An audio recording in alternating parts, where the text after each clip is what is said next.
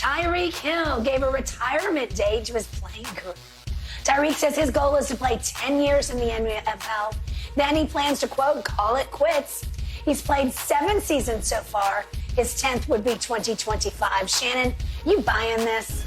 That's what he says. I believe it when I see it. Skip, I think the thing is that it's hard for guys to just walk away from the money that they're making now. It's different than Luke Kuechly. Skip Kuechly walked away from the game at 28 years of age, but he started to feel the ramifications and the effects, the impact of concussions. He walked away as he was a defensive rookie of the year. Yep. He was defensive player of the year. Still currently the youngest defensive player of the year in NFL history. And he walked away from the game at the top of his game. 7 Pro Bowls, 7 All-Pros. And he says, I'm done. The impact of what it's calling on me long-term, I'm out. Because the doctors are saying, you just got to stop. So, Skip, I get that. Yep. No amount of money was, in his eyes, no amount of money was worth what was transpiring and what was going to impact them down the road. No. But for Tyreek, if Tyreek said, you know what, guys, I'm going to get 10, I'm going to get 10 in, and, I want to get in this gaming space. What he wants to do. I hear what he's saying, but it's just hard for me to see this man going to walk away from $25, $30 million to start a gaming business when he can still start a gaming business and still play NFL football. He says that, I believe it when I see it. Okay. But if he completes this contract, he will have made 72 guaranteed million. That's already, he'll make more than that if he completes the contract. If he completes the contract. But already literally in the bank is $72 million. For wide receivers, that's revolutionary because that is generational kind of wealth. Can I ask you a question, Skip? Tell me the one time in your life you've heard somebody say, man, I got too much money. I've heard people say, I got too many cars, I got too many homes, I got too many pair of shoes, I got too many clothes. Yeah. I ain't never heard nobody say 200 billion, 300 billion. I ain't never heard, man, you know what, man? I got too much money. I don't know what I'm doing. I will stop. I once made the mistake of saying same thing to Tex Schramm, who started and oversaw the Dallas Cowboys. Right. And he looked at me and said, nobody has ever had enough money. And he's talking about the Rockefellers. Yes. They never have enough money. Because they try to get more. Okay, I got it. But it's possible that Tyreek will make so much on this deal that 10 years is 10 years. I don't know his body very well about how much wear and tear he's taken because he has stayed very healthy. Yes. Mainly because of the position he plays. It's hard to get a hit on him when you can't catch him. You can't catch him, and when you're split out that far, you can stay out of harm's way. And he does a great job of like seeing the collision about to happen, and he'll get down up under the hit. So I ain't got no problem with him avoiding contact, but it's just hard, Skip, to just walk away from that kind of money. When I've watched what you have gone through, it's even harder to walk away from the life, the camaraderie, the locker room. The Sunday, Sunday is, you can't replace Sunday, right? Yeah. Okay. Hell, Skip, they got punters and kickers making more than what I made. And it was a different game, Skip. It was a different game. You played. Even if you had the slightest injury, you shoot. No matter what, you shot it up and you went play. Okay. And these guys ain't playing like that now. I got it. But if you do have a second career that you are on fire for, for he's sure. really into gaming, he says he's going to start his own team. Right. Well, to your point, you can do that while you're playing football. Right. But if he's on fire and that's going to scratch his competitive itch, then you're good to go. But most guys don't have that. LeBron is worth a billionaire. Yeah. And he got production companies. He got all this stuff going. He wants to be. And guess what? He said, I can do all that. I put people in place. He did. Y'all do that. Yeah. I'm still going to cash the NBA checks. Okay. I got it. Tyreek's got over 8,000 career yards, guys. That is a lot of wear and tear. Yep. Gentlemen, let's talk about LeBron a little bit. Do you think he's going to go off tonight against the Suns? Yep. Let's see your predictions when we come back. We are just under 3 weeks away from the NFL draft. Many teams have already made a flurry of signings or trades this offseason. That includes the likes of all-pro players like Stephon Gilmore and Jalen Ramsey. They're both changing teams, just to name a few. Shannon, out of the 32, which team do you think has had the best offseason so far? Honestly, Skip, I really love what the Bears did.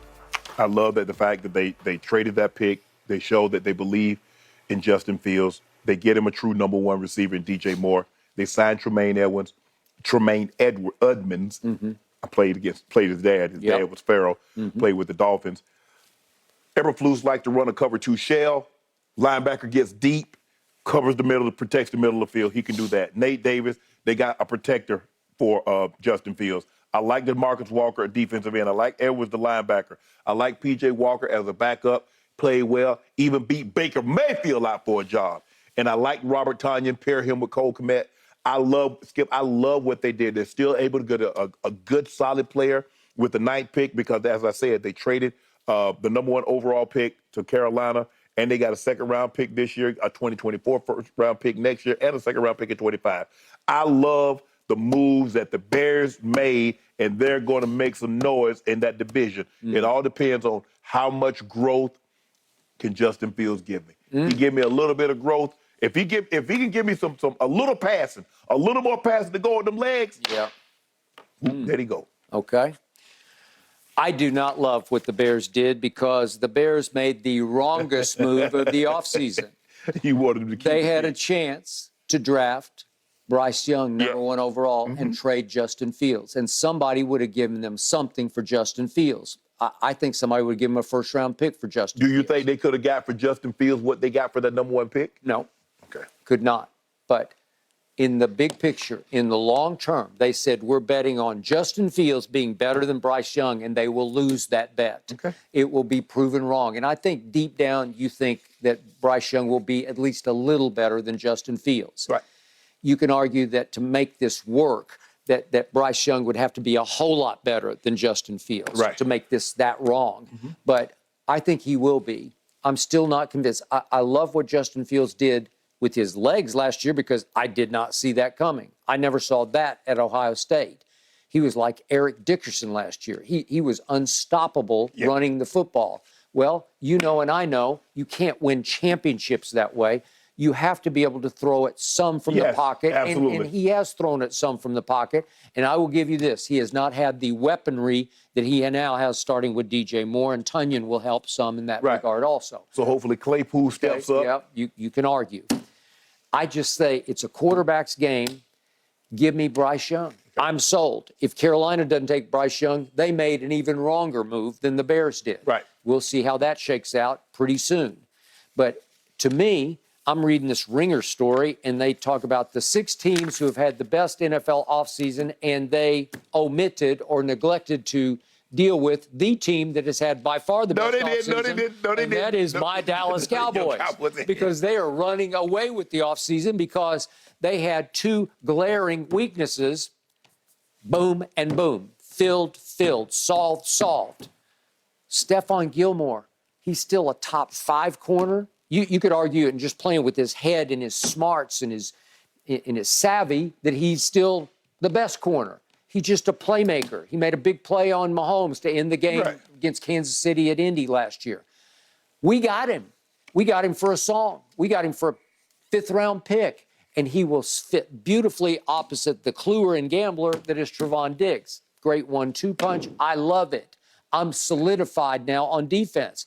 But no, there's no but. That is a but. No, what was the quarterback? On offense, for another 5th round and a song, we went and got as qualified, as trustable, dependable, a professional deep threat as there is in Brandon Cooks.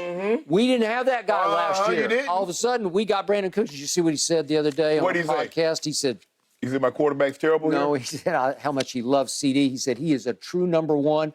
He said, I hit him up, and I told him, look, I'm just coming just to help. Like, there's no ego. Brandon Cooks has no ego. He's not going to threaten CD as the true #1 that he is. So all of a sudden, glaring need filled. But I'm not so sure. Has Brandon? Did anybody view Brandon Cook as a #1? No, I don't view him as #1. I just think he's a legit deep threat. But guess what? How many times your quarterback hit somebody deep last year or the year before that? Okay, that could be a problem.